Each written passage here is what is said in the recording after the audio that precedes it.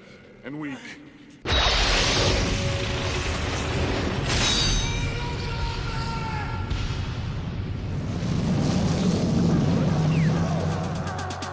Hi, welcome to a new episode of The Damn Right Show. Today we'll be defending the genre, looking at a bad movie that I think gets too much of a bad rep, and that is the 1997 Mortal Kombat Annihilation movie, a video game movie, a sequel, recipe for disaster, and it was treated as such. But here, I'll be talking about why I think that's a little unfair.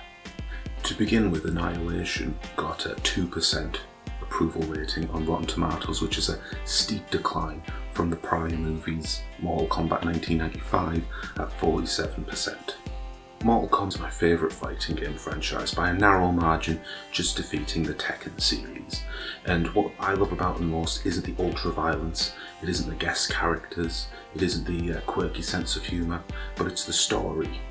Any fighting game worth its salt will give its characters motivations for being there. Mortal Kombat not only does that, but it also has space in its narrative for the characters to actually be involved in the story. Everybody is there to progress the story further on. Most fighting games will just have it for selfish or plain reasons. I want to win a fighting tournament to get a trophy or prize money or win the Mishima Zaibatsu Corporation. Mortal Kombat characters not only fight for their own reasons, but they also have the idea of getting an eternal power source or stopping their world from annihilation. The first Mortal Kombat movie was based on a mix between Mortal Kombat 1 and Mortal Kombat 2, the video games. It's kind of tough to say that it's a bad storyline because the game itself and that first movie is very, very similar to Enter the Dragon, which is a renowned martial arts classic. Now, obviously, Robin Shao isn't exactly Bruce Lee when it comes to the fight sequences.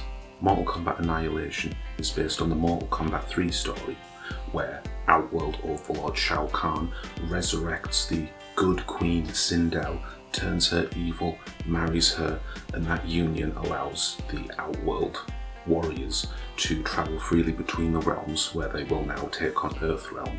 Presumably the Elder Gods thought of something a little more Disney-esque when they made that loophole rule, and instead Shao Kahn is here to destroy absolutely everybody and everything in the name of conquest. So the Earthrealmers have to band together with some friends, and they must defeat Shao Kahn through a series of ever-changing but ever so similar desert set pieces.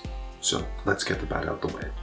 Two of the previous characters were replaced in the 2-year span between the movies. Christophe Lambert was replaced by James Remar, who you might know back then from The Warriors or that uncredited role in Judge Dredd, and he made more fame in the future with his roles in Black Lightning, Sex and the City and Dexter. The second character that was replaced was Bridget Wilson from Billy Madison, and she was replaced by someone else. Another replaced character, although ever so smallly. The idea of Johnny Cage from the first one was the most interesting, funny, maybe deep character, and it more dimensions with him. He gets killed off within a few minutes of the film, so tone setting certainly. His death is one of the main problems with it, not only the idea that such a great character gets killed off so early on, but it's also the idea that Raiden puts an electric field around the generals if Shao Kahn doesn't release him, and then Shao Kahn says that he will release Johnny Cage, so Raiden takes off his electric zapper, he kills Johnny Cage, and then Raiden just lets the generals go still. So it's kind of like, probably could have shaved quite a bit of time off this film were you to pull the trigger on your initial threat. Narrative-wise, one of the issues is the characters split off for seemingly not very interesting reasons, and they make some new friends, make some new enemies, make some new betrayals, all to lead into the big final battle, which is pretty much in the exact same place as the first battle was, and it has rather epically unfortunate results. For a film that is based around the idea of fighting, the fight scenes are relatively okay for the most part, so that is why there's an extra sting at the end of the film where it becomes this hodgepodge mess of close-ups, bad CGI, claymation. An understandable complaint is that the characters don't have a whole lot of depth to them. They introduce so many characters in this that not many, if any, get any development time at all. Some of them you don't even get to know the names of. So I can see why there's a complaint with a lot of the people who might have watched this, especially if you come in cold not knowing Mortal Kombat. Even if you'd only just seen the first one, so much is happening that a newbie would stand a chance. But it's a sequel, so, you know, part of the verbal contract of watching a sequel is to have knowledge of the prior thing. So, the narrative is extremely weak, the fight scenes can be a little notorious, and the acting is not soft, to put it lightly. Sindel, Sub-Zero. They're following us. Why? 2 days ago, Khan reprogrammed Smoke to come after you instead of me. So what is good about this film then? Fan service. This is one of the ultimate fan service movies I've ever seen. The first movie managed to feature every single fighting character from the Mortal Kombat 1 game, including some extra characters such as Kitana, Shao Kahn and Jax that would later show up in Mortal Kombat 2.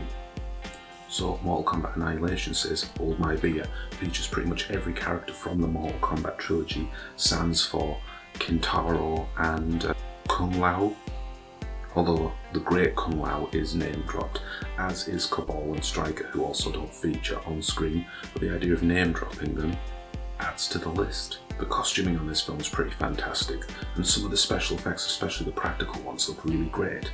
The first Mortal Kombat was pretty renowned for how great Goro looked, especially for its time, and particularly when you look at the constraints of Mortal Kombat Annihilation, it's very impressive to look at these characters and they're instantly recognisable. Mortal Kombat, the first movie, had 13 characters from the games, whereas Mortal Kombat Annihilation has 28, so naturally not everybody has their time to shine. Characters like Shiva, Noob Saibot, Baraka, Johnny Cage, Rain all pretty much go out like punks. One interesting throwaway as well that I do kind of like is the idea of the cyborg Cyrax appears in this film, and his other counterpart Sector doesn't. They're palette swapped, so Cyrax is yellow and Sector would be red, but in Cyrax's death scene when Sonya sets him on fire, his outfit does turn red, so to me that's another little nod, and I appreciate that. They do really try to squeeze in as much as they can and try to explain little bits where they can. Scorpion died in the first one and Scorpion is somehow back for this one. The Sub-Zero character, instead of being the Bihan version of the first one, is the Kuai Lung version from the Mortal Kombat 3 onwards, I believe, where he is the good character, the little brother, but he doesn't follow the same path of vengeance that his older brother was. And he's particularly forgiving as well, with Liu Kang having killed his brother dead in the previous film, but maybe that's just a testament to his rough acting.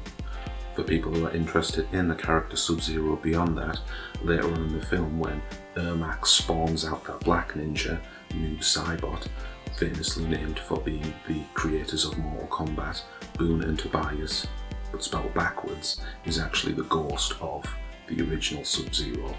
It's not mentioned, but it's a nice little side note. Special effects are a little woeful when it comes to the whole movie as well, particularly in the fight scenes themselves. In the previous film, Scorpion used his classic spear, but it was kind of like a little Sarlacc thing, and for some reason now they decided to amp up his spear into these full-grown dragons that can come out of his wrists. The animality battle as well at the end, as I prior referenced as the Bad's fight scene to put a stamp on the movie. Maybe only done for fan service, I suppose. But then you've got the whole idea of the underground hamster wheel system, which, as far as I'm aware, doesn't feature in any of the Mortal Kombat games, and it was probably just an excuse so they could set a few fight scenes down below, because deserts get boring, as you can attest. Brian Thompson plays as Shao Kahn. and it's really hard to tell if he makes a good performance or not. He's certainly chewing scenery at any chance he can get. You might recognise him from things like Cobra or Fright Night 2. He's certainly a dominating presence. It feels like they did need somebody of a big stature and perhaps a pro wrestler style person. Back then pro wrestlers weren't really known for their acting ability. The only notable ones would have been Hulk Hogan in his movies, and obviously Andre the Giant, playing as a very non-wrestling like character in Princess Bride. Brian Thompson is that much of a physical presence as well that it sets up a very interesting fight scene at the end when he's the main bad guy fighting the main good guy, Liu Kang. His costume lets him down a little bit. The skull seems a little too small for him, but I guess skulls are small when you think about it. But they decide to devolve that final fight scene into an animality battle. Liu Kang, straight from the video game, turns into his dragon form, which is a finishing move. Once you've downed the opponent, but in this, they're an active point in the game, well, the movie, basically. And Shao Kahn, who doesn't classically have an animality, turns into a terrible version of King Ghidorah. The movie was set for a sequel as well, and there's actually an interesting deleted scene that is lost to the ages where one of the extras on set was dressed as one of the villains of future Mortal Kombat games, Quan Chi. The character Shinnok is the villain in Mortal Kombat 4 and Mortal Kombat 10, and he plays as the Elder God in this one, Mortal Kombat Annihilation. He doesn't look like Shinnok though, so it's interesting that we're leaning a little bit more towards Mortal Kombat 4. Mortal Kombat 4 is very much a reset of the Mortal Kombat franchise, considering that practically everybody had died, especially the villain side of things, in the prior Mortal Kombat trilogy, and true to form, pretty much everybody dies in this one as well. So it's interesting that they were leaning more towards Mortal Kombat 4, which is very... it's not exactly loved by fans, particularly the introduction of new characters that didn't really pop. So, Shao Kahn is defeated, Shinnok is banished to the Phantom Zone. All in all, I still like the movie. I like it mostly because of the, as I said, fan service of it all. You don't tend to find that many films that do want to push that much fan service in. Some, particularly fighting game movies, particularly video game movies, in themselves, they try to lean as much away from the movie as they can to come up with a narrative, which tends to not work because they're using little scraps to try and come up with a film that doesn't tend to work in general. See the Resident Evil films. Mortal Kombat is up there with films like Detective Pikachu, Who Framed Roger Rabbit, Ready Player One, as something that has dedicated as much energy, if not more energy, into exploding the world for the fans. Obviously it's not as good as those films, but it's there. It's in that list. So I understand why people don't like the movie. There is a lot to not like. On pretty much every level it can be seen as a bad film, but to me, effort is something that I put as a qualifier. It's not a typical reviewer's qualifier, but effort and fan service is something that I really appreciate, especially when it's a genre that I have a lot of knowledge about.